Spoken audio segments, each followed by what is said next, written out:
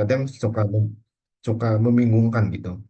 Bagaimana sih cara mencari topik yang benar? Bagaimana cara mencari topik yang sekiranya bisa menarik gitu untuk diteliti. Di sini gue coba ngejelasin versinya gue bagaimana. Dan nanti kalau teman-teman punya versi lainnya, boleh aja buat di sharing gitu. Oke.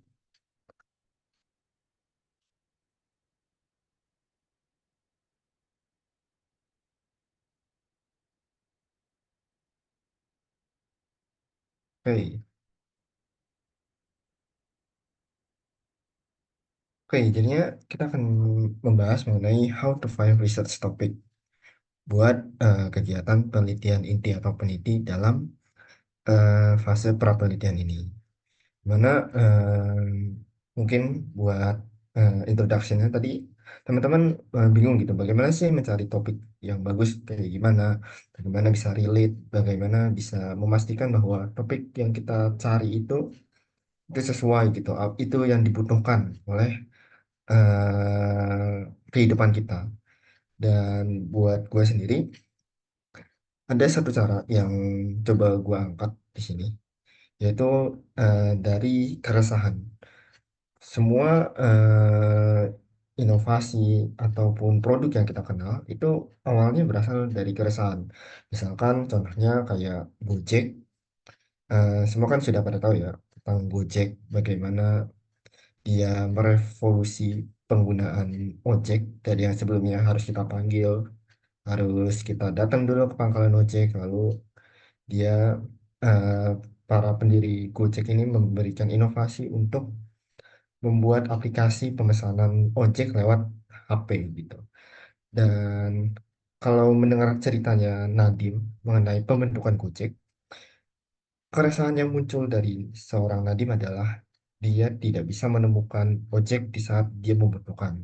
Artinya dia harus ke pangkalan ojek dulu, dia harus bernegosiasi harga dengan ojek pangkalannya, dan itu tentunya membutuhkan biaya, membutuhkan effort, dan oleh karena itu dia resah. Dia memikirkan bagaimana cara untuk membuat aplikasi, membuat pemesanan ojek itu menjadi lebih mudah, dan lalu akhirnya jadilah Gojek gitu. Seperti yang apa yang kita tahu. Sama juga dengan penelitian yang akan kita lakukan. Kita memiliki keresahan terhadap suatu fenomena, suatu topik yang menurut kita bisa menemukan bagaimana solusinya dengan pendekatan geografi gitu. Nah, di sini untuk menjawab keresahan tersebut, di sini gue sudah menyusun ada 3 cara. Yang pertama adalah lihat rencana pemerintah ke depan dan pahami potensi yang bisa kita masukin. Untuk bagian ini sebenarnya sudah banyak dijelaskan oleh Kak Fadil ya pada saat pra penelitian pertama kemarin.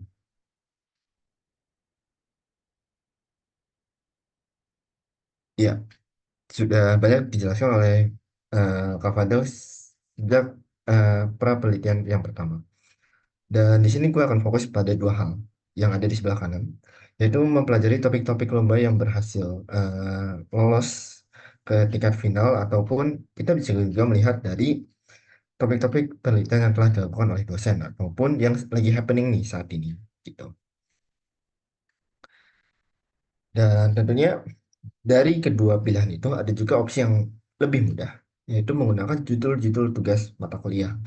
Kalau misalkan buat angkatan 2021, banyak tugas-tugas akhir yang sebenarnya bisa kita angkat gitu untuk dilombakan atau untuk diteliti lebih lanjut.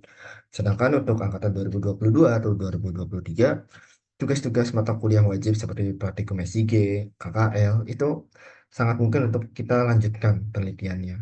Makanya kalau di KKL 2 itu banyak dosen yang mengencourage kita untuk melanjutkan penelitian yang sudah dilakukan di KKL 2 untuk dijadikan sebagai tugas akhir atau skripsi gitu.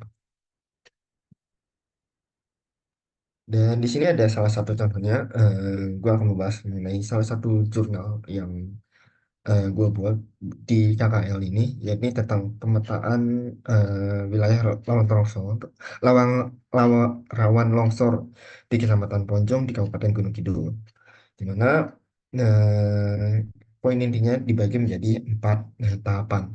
Yang pertama ini adalah bagian latar belakang. Bagian latar belakang ini menjelaskan tentang keresahan apa sih yang jadi keresahan kita dalam melihat suatu fenomena. Di mana di sini adalah poin keresahannya. Dalam beberapa tahun terakhir, intensitas terjadinya tanah longsor di Indonesia semakin meningkat dengan sebaran wilayah bencana yang semakin luas. Ini merupakan sebuah keresahan di mana gua resah terhadap adanya bencana yang datang terus-menerus, terutama di wilayah Harus ngejelasin harus ngejelasin tentang kenapa isu yang diangkat itu penting atau urgent untuk dikaji. Nah, isu ini tuh bisa berupa dampak signifikan yang ditimbulkan dari isu tersebut. Tuh. Nah, di paper ini itu eh, disebutkan bahwa kalau Ethiopia itu negara-negara dengan urbanisasi minimal yang secara global gitu, di mana di paper ini itu mensorot bahwa eh, Ethiopia itu mengalami ekspansi perkotaan yang tinggi dan di sini juga diikuti pertumbuhan ekonomi dan pasti terjadi perebutan perebutan kebutuhan lahan untuk pembangunan dan juga untuk pemenuhan kebutuhan pangan sehari-hari gitu. Jadi di paper ini itu ingin menyelidiki eh, pola pengambilan lahan yang dipicu oleh pertumbuhan perkotaan dan juga mengaji tentang dampak pengambilan lahan terhadap mata pencarian. Terus habis itu di dalam introduction itu juga harus dijelasin tentang penelitian-penelitian terdahulu secara singkat dan di sini eh, saat kita membahas tentang penelitian terdahulu itu bakal tahu gitu di mana gap penelitian terdahulu dan apa yang bisa kita ambil atau kebaharuannya, terus kontribusi kontribusi penelitian kita dan juga kita bisa melihat state of the art dari penelitian kita.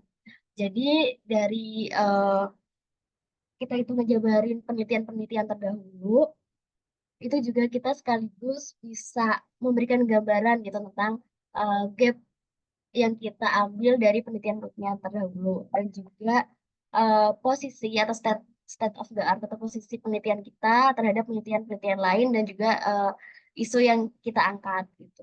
Nah, dengan metode overlay matriks kesesuaian. Lalu ada juga yang berdasarkan dari KKL 2. Jadinya teman-teman yang dari 2021 atau 2022 tentunya kan sudah memiliki topik KL-nya masing-masing dan itu sangat mungkin buat dikembangkan dan dilombakan. Lalu ada juga nih dari Geospatial Challenge. Ini ada contohnya ada Aji yang ngebahas tentang PLTB atau pembangkit listrik tenaga bayu yang pada dasarnya itu kurang lebih mirip dengan praksik di mana menggunakan metode overlay atau matriks kesesuaian. Penelitian-penelitian sederhana seperti misalkan matriks kesesuaian, walaupun itu mungkin kita mengiranya itu penelitian yang biasa aja gitu. Cuma bagi orang lain itu sangat luar biasa dan tentunya pendekatan geografis sangat diperlukan dalam topik ataupun metode matriks kesesuaian ini. Sehingga banyak tema-tema yang bisa teman-teman explore dan teman-teman lakukan dan tentunya bisa bermanfaat gitu buat kehidupan kita. Dan balik lagi, bagaimana cara mencari topik apa yang sesuai, dimulai dari keresahan dari teman-teman, apa yang teman-teman rasakan saat ini, apa yang sekiranya kalau teman-teman melihat ke suatu fenomena, kira-kira hal ini bisa dipetakan nggak ya? Kira-kira ada penilaiannya nggak ya? Misalkan kalau misalkan kita melihat yang sederhananya kayak toko mixu gitu.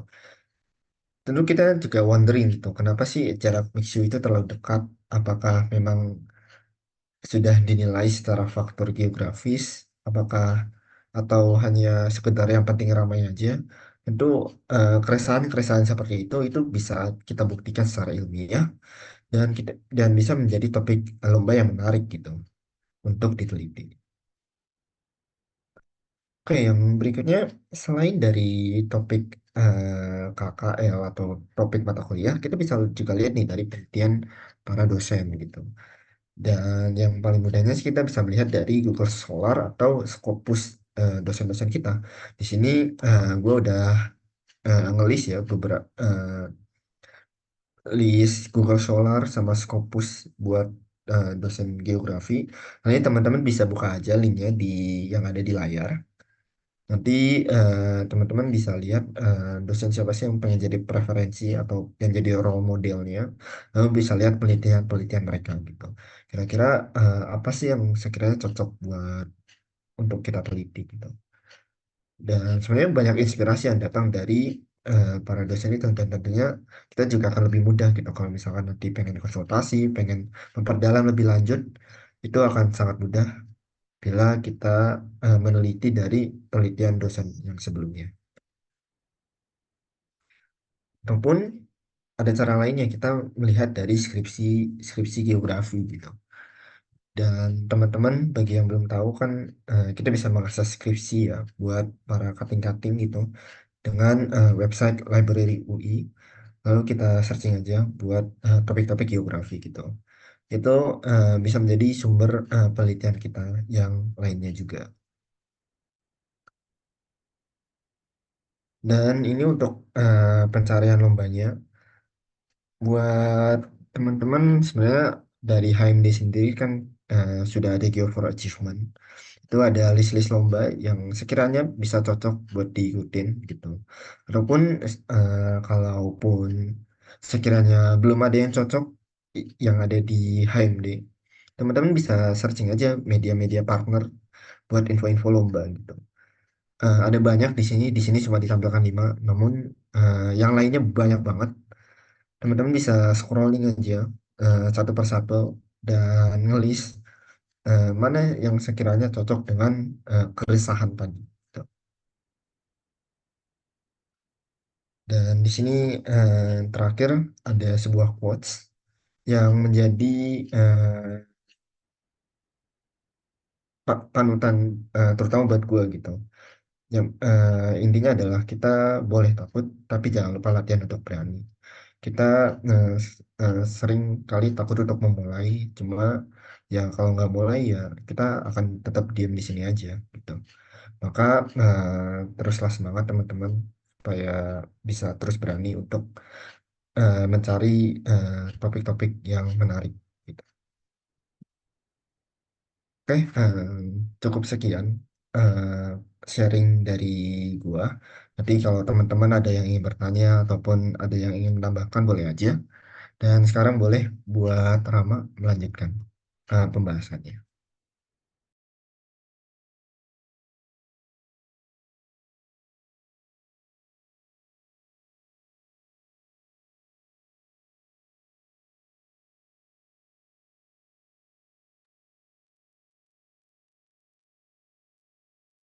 Ayo Ram, mulai Ram.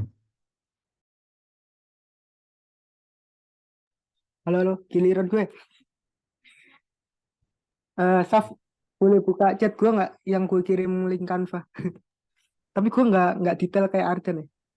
Oke, Kak. Baru bikin soalnya gue Rindu. lagi sibuk banget nyusun laporan akhir. Oke, oke, Kak. Halo Saf, halo Safa. Iya, Ada iya. Safa nggak sih? Ada. Oke, aku buka dulu ya, Kak.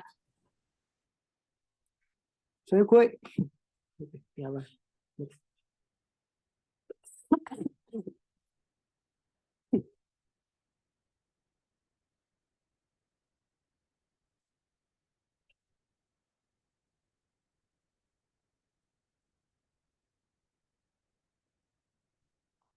Udah.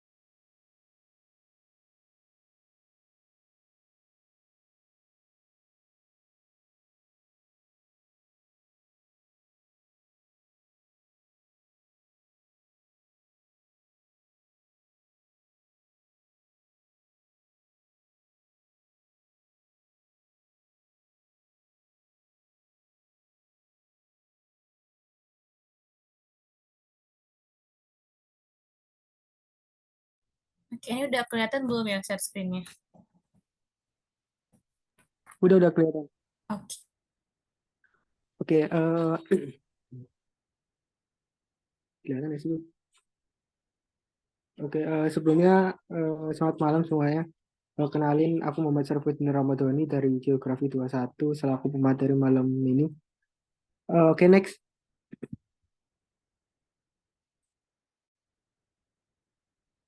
Halo, next. Nah, sebelumnya kan tadi udah sempet dijelasin sama Arten ya terkait eh, cara salah satu contoh paper geografi fisik, terus cara menjelaskan struktur paper, pendahuluan, kesimpulan dan lain sebagainya kayak gitu. Nah, di sini aku mau ngejelasin nih paper sendiri itu bisa kita ambil dari bisa kita jadiin juga karya tulis ilmiah kita itu jadi paper kita. Cuman ada syaratnya yang mana kalau karya tulis ilmiah itu harus kita parafrase sih kalau mau kita jadiin jurnal ya. Nah, di salah satu contoh karya tulis ilmiah itu biasanya kita itu kerangkanya itu ada yang namanya abstrak, terus pendahuluan, tinjauan pustaka, metode penelitian, hasil pembahasan dan penutupan. Nah, untuk abstrak sendiri ini itu isinya dari overview dari keseluruhan penelitian yang udah kita buat dari pendahuluan sampai penutupan. Nah, itu nanti hasilnya itu kita jadiin abstrak, kita lebih singkatin yang isinya itu berupa permasalahan, terus urgensi, metode dan hasil. Eh, Lalu ada pendahuluan yang isinya ya latar belakang, rumusan masalah, tujuan dan manfaat penelitian, terus tinjauan pustaka, terus tinjauan pustaka ini referensi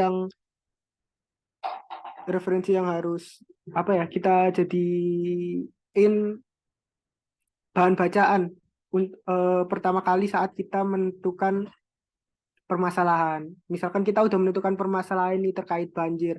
Nah, kita harus nyari tinjauan pustakanya dulu nih, referensinya. Apa aja sih yang terkait banjir, penelitian-penelitian terdahulu. Nah, untuk tinjauan pustaka sendiri itu biasanya teman-teman itu 5 sampai 10 tahun terakhir ya, nggak boleh lebih dari itu. Terus setelah itu kita juga ada metode penelitian. Di sini kita menjelaskan kayak tempat, waktu, terus alat dan bahan, prosedur penelitian, alur penelitian dan analisis yang kita lakukan di situ. Terus ada hasil pembahasan, yaitu nanti di situ kita berisi tentang output yang kita hasilkan, terus penjelasan dari output tersebut untuk menjawab permasalahan yang ada. Nah, di kesimpulan nanti itu kesimpulan dari hasil pembahasan tadi berupa saran kayak gitulah. Terus boleh next, bentar. Jar gue lagi sakit juga. Next. Halo, boleh next. Nah, oke. Yang pertama kan tadi kita sorry, ada dalam karya tulis ilmiah ataupun kepenulisan, terus pembuatan jurnal dan lain sebagainya. Pertama kan kita pasti ada terkait masalah terkait problem dalam mencari judul. Gimana sih cara mencari judul? Nah, pertama tadi udah sempat dijelasin Arten, kita bisa dari penelitian terdahulu, terus permasalahan terkini, terus dari proyek kalian sebelumnya juga bisa dari situ. Nah, ataupun permasalahan yang ada sekarang. Nah, untuk pembuatan judul sendiri ada dua cara sih kalau dari aku. Yang pertama itu kita bisa melalui data dari badan yang bereputasi. Kita mencari permasalahan atau apapun itu bisa melalui data dari badan yang bereputasi. Contohnya ada Badan Pusat Statistika, terus kementerian-kementerian kayak Kementerian KLHK, kayak gitu-gitulah. WHO, World Bank kayak gitu. Nah, itu kita dari data-data tersebut kita bakal dapat nih gambaran terkait permasalahan. Nah, dari permasalahan tersebut baru kita coba lebih kritis lagi gimana sih solusinya. Nah, nanti setelah kita tahu solusi yang bakal kita temukan, nah, cara menemukan solusi gimana? Ya, melalui pembacaan jurnal-jurnal tadi. Misalkan kalian menemukan permasalahan terkait banjir atau populasi atau apalagi itu. Nah, kita cari jurnal-jurnal kita baca terkait itu, nanti ketemu metode yang bakal kita gunakan. Nah, itu nanti bisa kita jadikan judul setelah itu. Nah, ada yang kedua yaitu menggunakan kasus. Untuk kasus sendiri ini bisa juga jadi salah satu permasalahan yang penting ya. Misalkan kita bisa melalui kasus-kasus yang sekarang ini lagi hangat atau urgent, misalkan eh, kayak kasus terkait penambangan ilegal, korupsi 271T, kayak gitu-gitulah. Kita juga bisa dapat nih permasalahan tersebut dari Kompas, tapi kita nggak bisa langsung ya dari Kompas itu langsung kita ambil karena syarat dari penelitian itu harus ada referensi jurnal. Nah, emang permasalahannya bisa kita ambil dari situ, tapi kita harus ada metode penelitian yang bakal kita lakukan untuk menyelesaikan masalah tersebut kayak gitu. Oke. Bisa juga melalui opini kalian sih sebenarnya. Oke, next. Nah, setelah kita nentuin judul kan pasti kita ada kayak pembuatan abstrak. Gimana sih Kak cara membuat abstrak? Yang perlu kita garis bawahi yang pertama, abstrak itu rata-rata jumlah katanya 150 hingga 250 kata ya. Terus isi dari abstrak itu biasanya yang isinya itu ada menjelaskan terkait permasalahan, lalu menjelaskan urgensi masalah tersebut, lalu nanti dilanjutkan dengan potensi yang digunakan untuk menjadi solusi dari permasalahan tersebut, dan yang terpenting adalah novelty, keterbaruan. Nah, ketika kalian membuat sebuah karya tulis ilmiah atau kepenulisan, entah itu esai atau KTI atau jurnal, itu yang terpenting adalah keterbaruan ya guys. Nah, gimana sih Kak cara nemuin keterbaruan? Nah, ini bisa kalian temukan dari jurnal-jurnal ataupun skripsi yang kalian jadiin sumber bacaan, referensi, itu pasti di bagian akhir itu ada saran, ada kesimpulan dan saran. Nah, di bagian saran itu nanti biasanya disaranin misalkan penelitian ini kurang ini. Nah, itu bisa jadi penelitian lanjutan bagi kalian, atau itu bisa jadi keterbaruan yang belum digunakan sebelumnya. Terus pada bagian abstrak kita juga masukin metode yang digunakan. Cuman ya nggak usah disebutin semua di metodenya, kayak kita menggunakan metode ini, parameternya ini gitu aja. Karena abstrak itu singkat ya. Terus kita gunakan sampel ini gitu aja. Habis itu masukin eh, hasil dari analisis data tadi dan gagasan ide kalian kayak gitu. Boleh next. Ini sebenarnya nggak beda jauh ya. Sorry. Sorry aja. Untuk karya tulis ilmiah kan lebih detail ya. Itu ada pendahuluan, tinjauan pustaka, metode penelitian, hasil pembahasan, dan penutupan. Nah, sedangkan untuk esai ilmiah sendiri, itu sebenarnya hampir sama dengan karya tulis ilmiah. Cuman ini lebih ke, biasanya ada pandangan opini dari kalian kayak gitu untuk esai ya.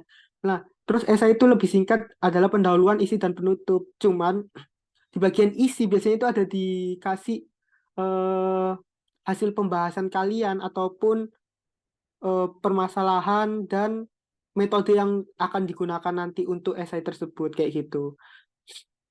Nah, contohnya itu di pendahuluan biasanya isinya itu latar belakang sama definisi umum. Kalau untuk isi biasanya pembahasan, dan yang untuk penutup itu ada simpulan, penegasan ulang, dan ajakan. Boleh di next untuk kerangka esainya. Next, next. Nah, oh. Nah, ini tips sih dari aku ya. Aku kan biasanya ikut lomba esai. Dan alhamdulillah ya seringlah menang. Cuman tidak pernah aku post. Eh, yang pendahuluan yang pertama itu gimana sih Kak pendahuluan yang baik? Ini contoh esai aja ya. Kalau kalian mau buat esai, sebenarnya hampir sama semua. Buat esai, karya tulis ilmiah ataupun jurnal itu pendahuluan itu pasti yang pertama kita nentuin latar belakang masalah. Kan tadi udah dijelasin nih cara menemukan masalah. Nah, itu sebagai latar belakangnya. Misalkan kayak permasalahan korupsi 271T itu sebagai latar belakang masalahnya itu kan penambangan ilegal kayak gitulah. Nanti kita bahas tentang pertambangannya. Kayak misalkan judulnya kayak gini. Eh,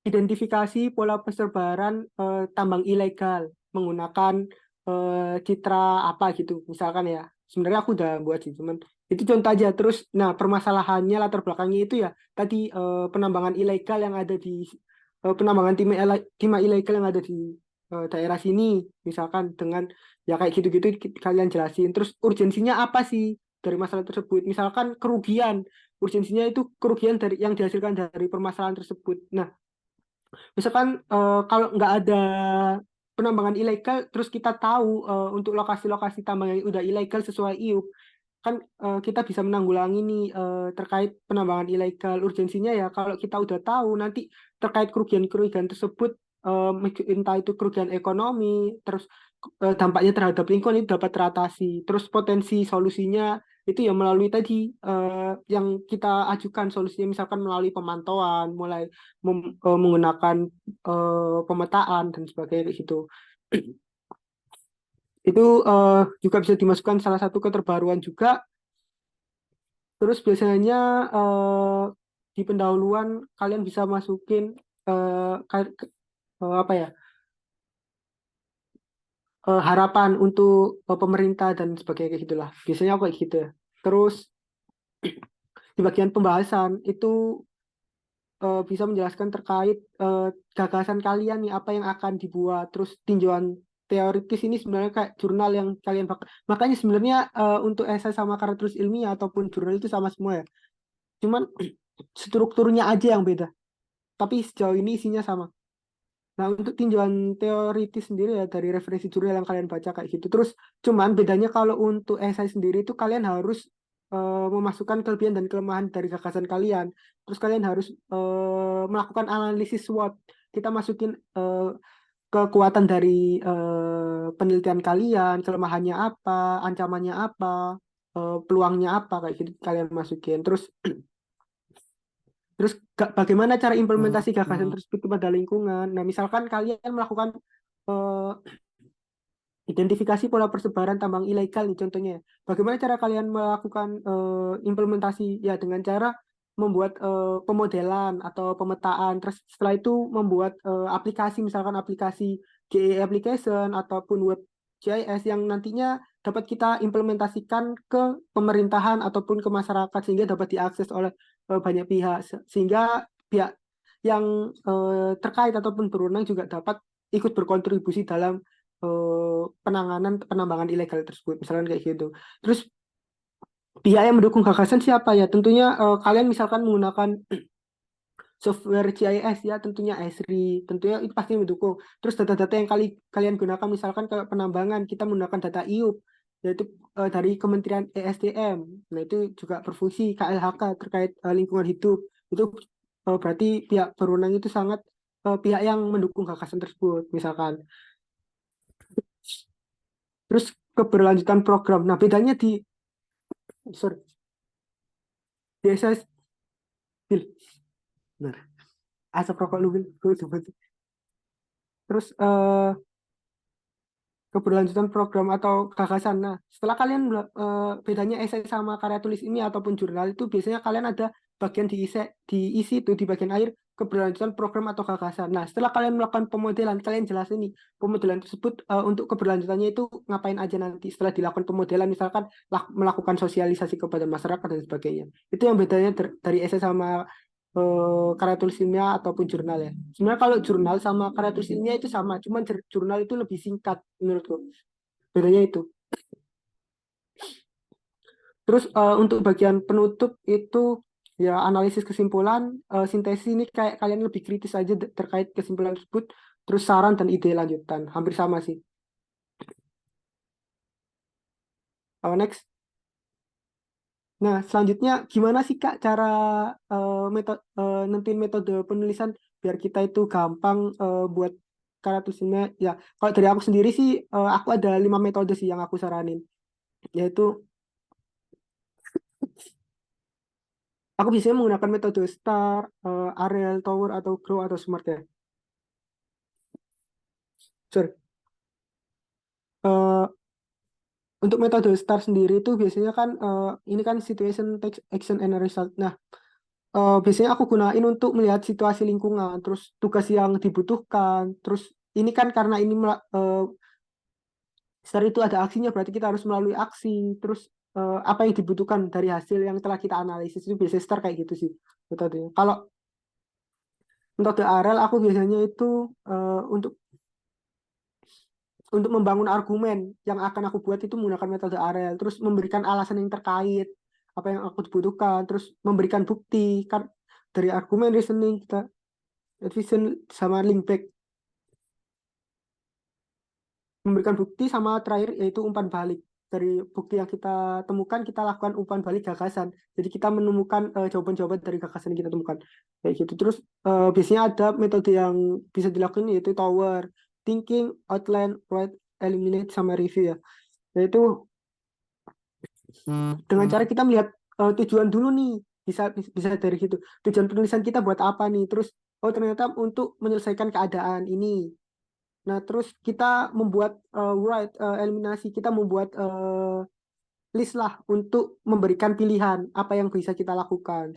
Habis itu kita review untuk solusi atau memberikan jalan dari eh, permasalahan yang akan kita bahas topnya kayak gitu. Terus kita juga bisa pakai metode grow biasanya. Itu sorry, kan ada goal, reality, option, way forward. Nah, untuk metode grow sendiri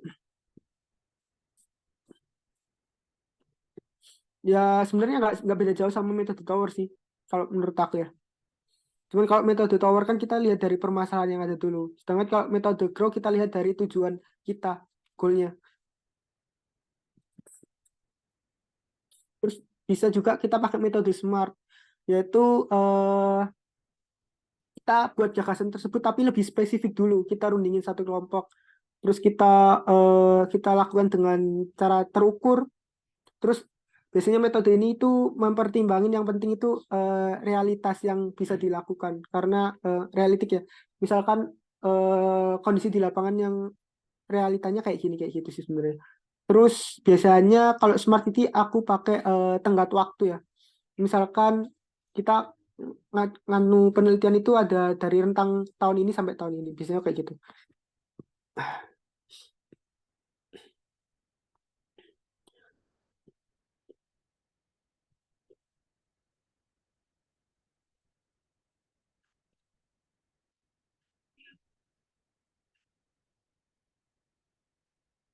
Oke, mungkin aku mau jelasin sebentar terkait boleh back sebentar nggak? Back. Nah, untuk metode smart kan ini kan ada yang spesifiknya.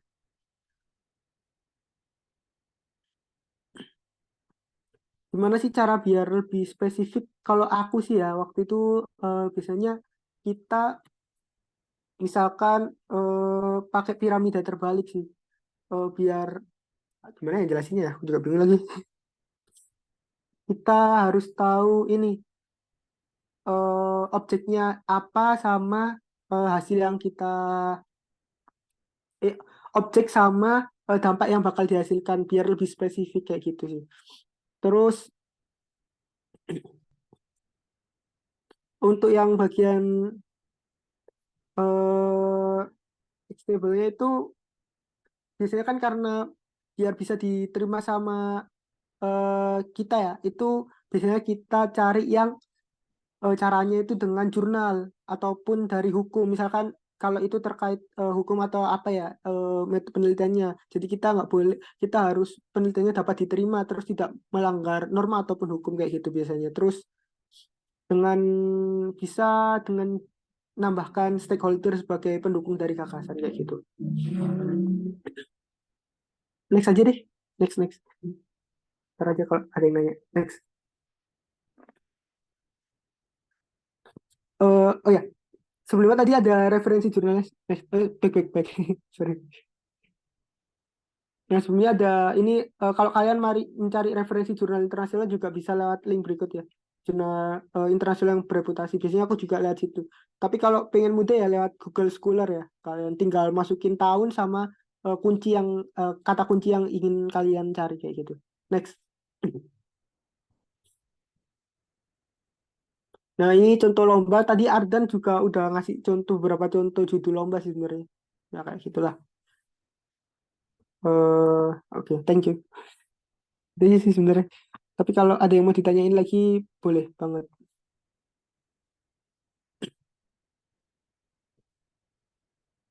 Oh ya, aku mau ngasih kalian mungkin motivasi ya. Kenapa sih kita itu perlu ikut kayak yang namanya eh, buat karya tulis ilmiah, terus esai, ikut perlombaan dan sebagainya. Kalau menurut aku pribadi itu ada dua sih alasannya yang dari aku ya. Yang pertama kita dapat ini sih memperluas relasi kita ya. Dengan kita buat karya tulis ilmiah, terus dan lain sebagainya, terus kita publikasikan, kita akan dikenal orang, terus bisa menambah relasi kita. Ataupun kalau kita mengikuti perlombaan, wah pasti koneksi kita lebih banyak. Terus kelebihannya lagi apa? Kita bisa nambah portofolio. Karena menurut aku sendiri ya, untuk portofolio sendiri teman-teman itu penting karena nanti kalian pasti di semester 5 atau atas itu kalau mau daftar magang atau kerja portofolio itu sangat penting banget. Nah, itu bisa dimasukin di portofolio kalian. Apalagi ya?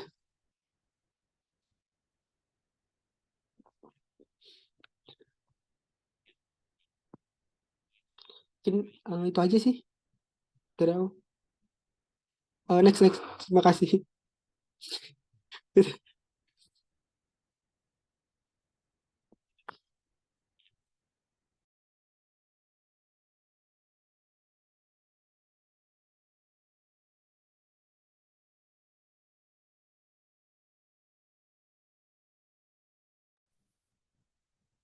Oke, terima kasih Ram buat presentasinya, menarik banget. Jadinya gimana, Saf? Ada sesi tanya jawab dulu atau mau gimana? Wah, boleh banget nih buat teman-teman yang lainnya yang masih tadi kurang jelas penjelasan dari Kak Ardan atau Kak Rama, boleh banget ditanyain sekarang. Tanya langsung ke orangnya malam ini. Feel free kalau mau tanya.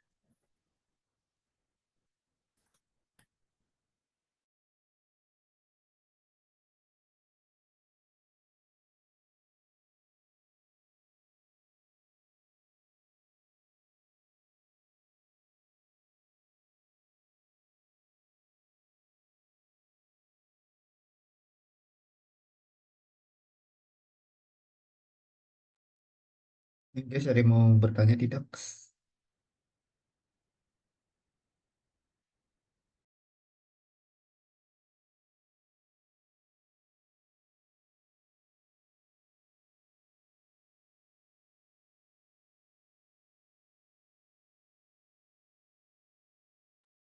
Iya, Irma, Irma, boleh, boleh.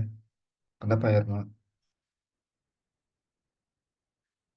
Kak, ini pertanyaannya langsung aja atau di kolom chat ya tadi? Aku Langsung aja, soalnya, langsung. ah, oke. Makasih banyak untuk Kak Arden dan Kak, Kak Rama. Jadi, tadi aku cukup impresi dari penjelasannya. Tapi aku mau nanya, tadi kan ini ya, ada di rekomendasi, misal kita udah semester 4 nih, misal buat angkatan 22 ini, buat kayak belajar nih, buat kayak entah itu lomba karya ilmiah, atau semisal kayak esai. Nah, kan biasanya LKTI itu sayang banget kalau nggak dibikin jurnal misalnya. Nah, kalau semisal untuk pembuatan jurnal sendiri nih, biasanya kan cukup butuh waktu juga ya. Di ACC dari rumah jurnalnya, terus ada revisi segala macam gitu. Nah, biasanya nih kriteria dari jurnal-jurnal nih atau paper yang bisa diterima dari rumah jurnal itu yang gimana? Karena uh, biasanya itu penerimaan dari rumah jurnal itu uh, yang benar-benar ada misal validasinya di lapangan. Meskipun ada beberapa yang enggak pakai validasi di lapangan, biasanya ada yang di lab, tapi kan biasanya ada hasil bentuk secara kita ngolah nyata. Tapi kalau misalnya itu kasusnya seperti menggunakan metode penginderaan jauh, itu bagaimana? Gitu. Kan biasanya kalau di PJ itu nggak harus untuk verifikasi di lapangan. Apakah itu sebenarnya kasusnya bisa diterima di beberapa rumah jurnal gitu. Karena pastinya juga dari kualitas paper ini juga menentukan nanti di rumah jurnalnya gitu. Karena ya pastinya kalau misal rumah jurnalnya terindeks yang bagus ya pasti lebih ketat lagi untuk penerimaan dari papernya. Gitu. Jadi ininya gimana sih karakteristik atau misal yang mungkin bisa di kalau apa ya bisa di ACC gitu diterima rumah jurnal itu yang kayak gimana gitu Kak. Itu yang pertama. Nah, yang kedua ini mungkin lebih ke resilience gimana sih kita misal apa ya kita untuk mencoba lebih berani ya karena iya benar banget yang tadi dibilang Kak dan juga kita harus berani buat mencoba hal baru gitu ya. Tapi kan sebenarnya realitanya dengan cara itu sangat berbeda gitu. Nah, sebenarnya biasanya apa sih yang menjadi satu alasan dari misalnya dari Kak Arden atau Kak Rama untuk apa ya mengurangi dari rasa-rasa takut itu. Oke, mungkin itu aja sih Kak dari aku. Makasih Kak. Oke, terima kasih Herma atas pertanyaannya. Kalau Rama mau jawab duluan boleh, sok.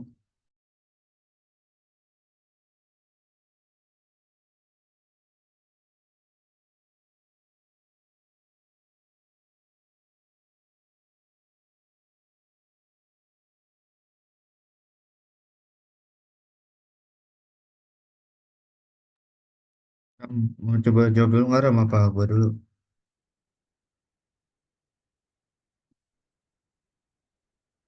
Oke, karena Ramanya nggak ngerespon, jadinya gue coba jawab dulu ya. Oke, terima kasih banyak Emma buat pertanyaannya. Ini ya kalau coba disimpulkan dari pertanyaannya. Yang pertama adalah tentang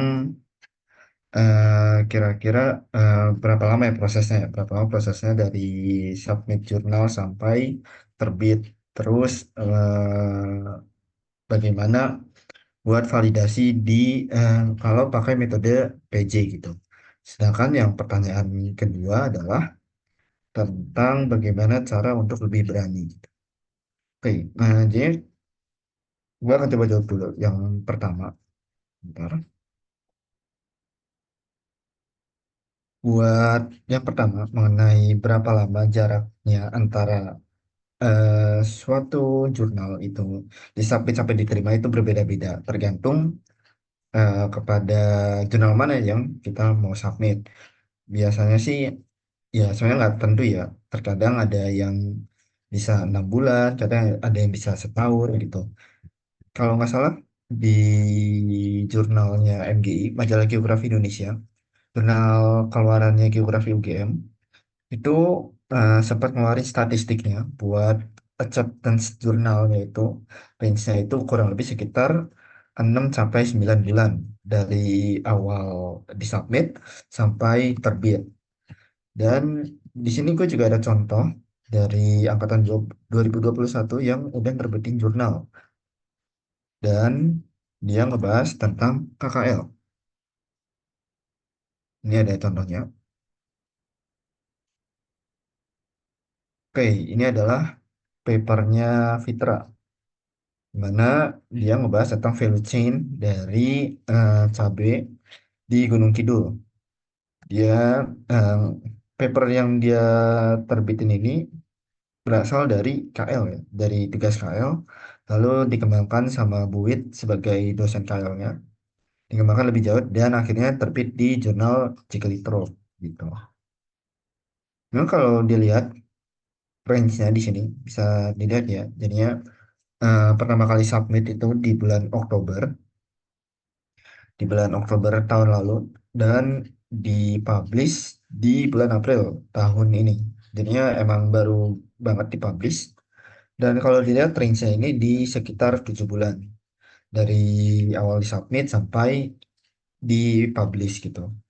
Sebenarnya kalau teman-teman punya paper paper KL atau paper tugas yang lainnya bisa lo dikembangkan dan bisa dimasukin ke jurnal gitu. Mungkin yang salah satu yang cukup mudah ya ke JK Literop sendiri di situ. Dan di sini juga ada beberapa pengelola pengelola papernya.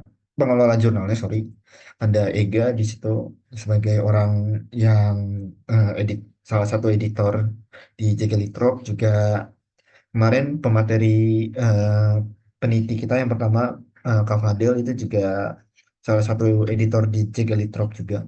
Jadinya buat teman-teman harusnya nggak begitu sulit ya untuk bisa publish di JG Litrop. Walaupun memang tahapannya lumayan panjang, dan tentunya nggak bisa mentah-mentah aja gitu, yang udah teman-teman hasilin langsung disubmit dan langsung dipublish, ya nggak seperti itu juga. Dan kalau dilihat di Jekyll Terp ini kan dia pakai bahasa Inggris ya, tentunya juga perlu ada revisi gitu. Dan untuk pertanyaan berikutnya mengenai validasi data penginderaan jauh, ya memang data penginderaan jauh itu kan mungkin kita buat nggak perlu validasi ke lapangan.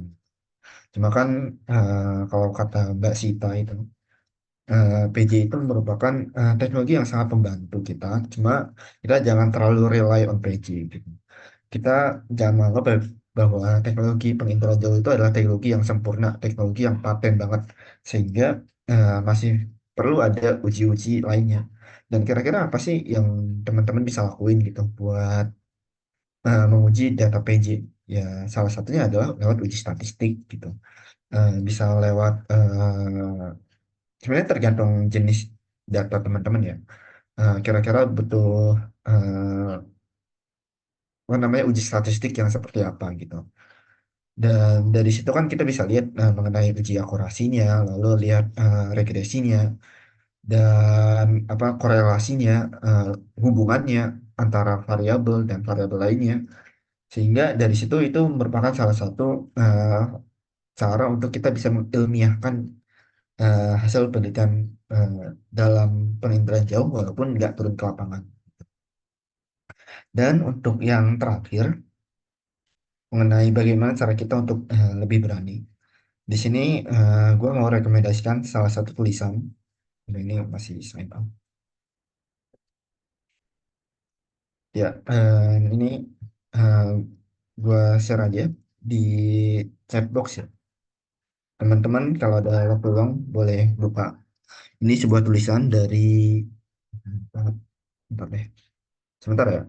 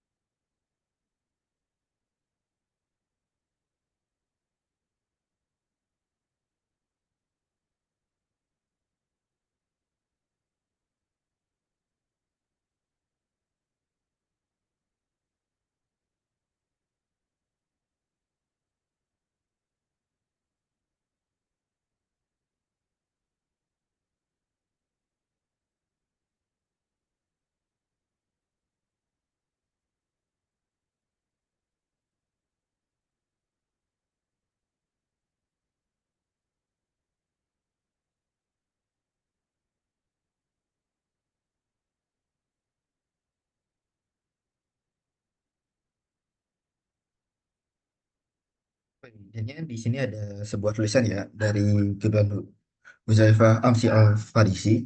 Tadinya ini dia merupakan salah satu CEO startup di bidang perikanan.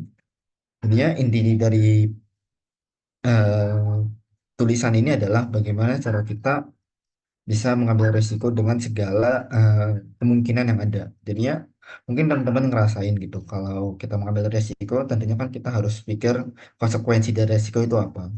Dan bagaimana seberapa jauh kita berani mengambil konsekuensi itu. Kita mempertaruhkan konsekuensi dari apa yang kita pertaruhkan. Dan di sini ada frameworknya nih teman-teman. Jadinya kalau dari kata si CEO ini, dia membagi risiko itu menjadi empat. Ada yang high risk, low reward, ada high risk, high reward, ada low risk, high reward, dan ada juga low risk, low reward. Jadinya buat pengambilan resiko ini, coba teman-teman bagi nih menjadi 4 kuadran ini. Kira-kira mana sih yang sekiranya bisa bisa menghasilkan return yang gede, tapi resikonya tinggi maupun sebaliknya gitu. Jadinya kalau teman-teman ngerasa, wah ini tuh resikonya rendah, cuma returnnya tinggi, ya langsung aja disikat gitu. Sedangkan kalau buat yang kegiatan ataupun sesuatu yang resikonya tinggi, cuma returnnya rendah, sebentar ya guys.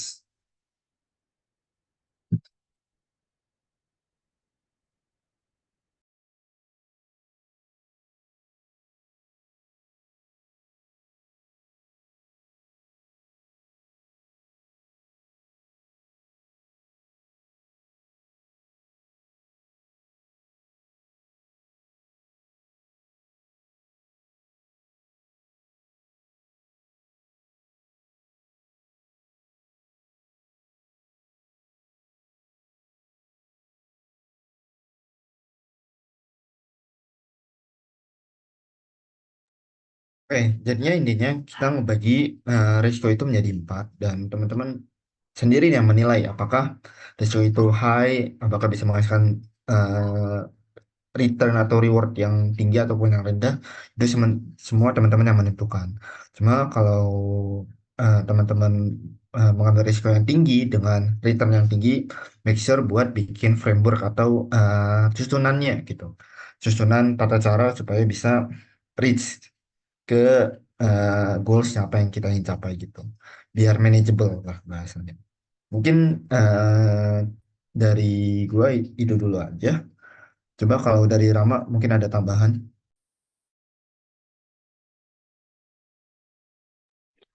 Oke, udah bagus sih. Tadi udah dijelasin semua sebenarnya sama Ardan. Mungkin aku mau nambahin terkait jurnal ya. Sebenarnya aku sendiri belum tahu banget kalau terkait jurnal karena aku belum pernah nerbitin jurnal. Eh, tapi yang aku tahu untuk jurnal sendiri itu emang waktu penerbitannya emang lama ya. Terus biar apa yang kita ingin kumpulin atau ingin kita terbitin di jurnal itu bisa terbit itu gimana sih Kak? Yang pertama ya harus sesuai tema sih yang jelas. Harus sesuai tema yang jurnal itu ingin dipublikasikan. Misalkan kalian di jurnal geografi ya cari aja tema-tema yang geografi biar jurnal itu relevan kayak gitu sih. Itu pasti peluangnya lebih besar. Terus yang kedua, kalian harus memperhatiin template atau eh, eh, tata cara penulisan dari eh, sendiri belum pernah nyoba. Cuman ya kayak nyerbin karya aja nggak pernah ikut jurnal kayak gitu sibuk. Terus apa lagi oh ya Kak, jadi katamu kayak jurnal atau karya terus ilmiah itu kalau mau terbitin harus ada survei lapangan langsung. Gimana sih Kak kalau tanpa survei lapangan? Sebenarnya sorry, sorry. Kalau tanpa survei lapangan itu boleh sebenarnya. Ada beberapa yang boleh atau enggak. Tapi ada syaratnya.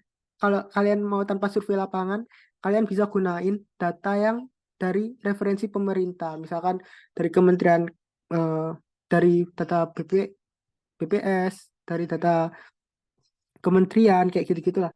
Karena kenapa? Karena mereka sendiri dari pihak kementerian ataupun badan dari pemerintah itu udah melakukan survei lapangan secara langsung. Jadi kita kalau udah menggunakan datanya yang relevan, itu kita sebenarnya nggak perlu uh, survei lapangan. Itu kalau kalian mau bikin penelitian yang tanpa survei lapangan ya. Tapi kalau kalian gunain penginderaan jauh, tapi tanpa kayak referensi data pemerintah, itu biasanya kalian harus validasi ke lapangan. Misalkan kayak eh, persebaran mangrove, pakai sentinel atau apa itu, kalian harus ke survei lapangan kayak gitu sih. Karena eh, kalau ada data survei secara langsung kan akan lebih baik ya, karena lebih relevan terus tingkat kesalahannya juga bakal lebih kecil Kak, karena kita lakukan korelasi. Terus tadi ada pertanyaan gimana sih Kak biar kita itu semangat ya kalau nggak salah ya. Semangat untuk buat karya tulis ilmiah kayak gitu-gitu kan susah ya. Ya, sorry. Eh, itu sebenarnya motivasi tiap orang beda-beda. Kalau dari aku sendiri sih, eh, aku mikirnya gini, kan aku udah kuliah nih, udah dapat ilmu banyak. Terus output apa sih yang bisa aku berikan dari ilmu yang aku dapat selama kuliah? Ya opsinya itu banyak sebenarnya. Bisa kita lewat lomba, karya tulis ilmiah, esai, jurnal, ataupun pengabdian masyarakat dan lain sebagainya. Nah ya aku sendiri sih biar motivasiku dari itu sih. Aku berpikir karya tulis ilmiah karena pasti nanti dapat prestasi bisa ataupun kita bisa ikutin lomba atau esai atau nerbitin jurnal itu bisa jadi publikasi kalian sendiri. Nah,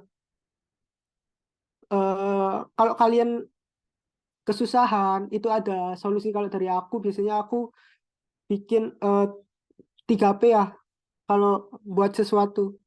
Misalkan kalau bikin ya kayak ya sama aja sih buat buat sesuatu segala sesuatu lah, entah itu kalian karya tulis atau apapun, aku pakai 3P. Misalkan progress, problem, sama plan. Sorry. Yang pertama kita ya nentuin plannya dulu lah biar kalian itu tetap semangat terus, nggak bosen waktu kalian ngerjain penulisan itu sampai karya kalian selesai. Kalau udah nentuin plan terus ternyata tiap minggu kalian ada plan nih, oh biar nggak bosan ataupun jenuh waktu bikin, biar tetap semangat terus ya kalian harus catat nih problemnya apa. Pasti akan ada tim kan, tim kalian nggak mungkin bikin sendiri. Ya bikin sendiri bisa sih kalau itu, tapi kalau yang sebagainya kan pas kayak karena tulis dan sebagainya kan bisa tim. Itu kalian bisa bahas problem kalian atau konsultasi ke dosen ataupun yang lain sebagainya. Oh ya, kalau untuk jurnal biar lebih dipercaya, biasanya kalian kalau ada dosen yang udah dosen apa ya, dosen tetap NISP punya gitulah, itu biasanya lebih kayak lebih dilihat lah kalian kalau jurnal ya biasanya. Oh kalian bimbingan ada dosen juga lah ikut dari karya kalian kayak gitu, biasanya itu juga jadi bahan penting. Terus ya itu tadi, kalian harus tahu permasalahan kalian tiap minggu setelah bikin plan, terus kita bikin solusinya, eh, progresnya juga sama solusinya kayak gitu sih, biar kalian nggak jenuh. Terus ya kalian bikin plan itu harus jauh-jauh hari. Misalkan kalian mau nih nerbitin jurnal terkait ini atau mau ikut lomba terkait lingkungan, kalian bisa bikin dari sekarang meskipun kalian belum nemu poster terkait perlombaannya itu kayak gitu. Nah, kalian bikin dari sekarang terus setelah jadi, biasanya aku kayak gitu ya, setelah jadi baru kita nyari, nyari nih poster perlombaannya. Jadi kita udah jadi dulu, waktu ada perlombaan kita tinggal nyesuaiin sama tema yang udah kita buat kayak gitu. Kenapa kayak gitu? Kalau ini dari aku sendiri ya, biar kalian nggak terpush sama deadline dari perlombaannya. Biasanya kan ada deadline-nya ya. Kalau kalian bikinnya itu cepet-cepet, nyesuaiin deadline lomba dan waktu pendaftaran terus sampai hari final pengumpulan full papernya dan baru bikin, itu bakal nggak maksimal.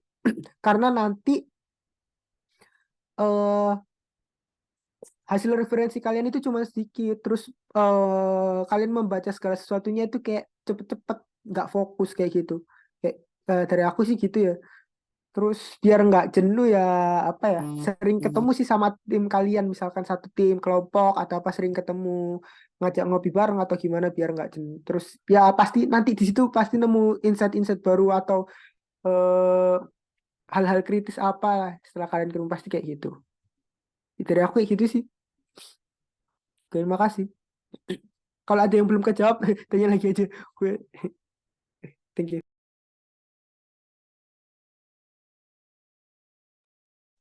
Oke, Kak Rama.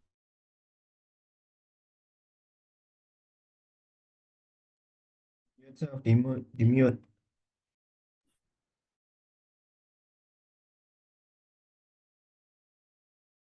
Masih di mute, Saf. Ya. Oh iya, oke. Ini udah.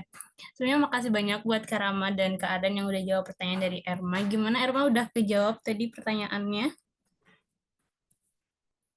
Eh, udah udah kejawab kok. Makasih Kak dan Kak Rama. Oke, jadi karena ini udah selesai waktu yang difasilitasi oleh Kak Rama dan Kak Ardan, jadi kita balik ke main Zoom karena bakalan ada sesi breakout room selanjutnya. Kita langsung join ke main Zoom-nya ya, teman-teman.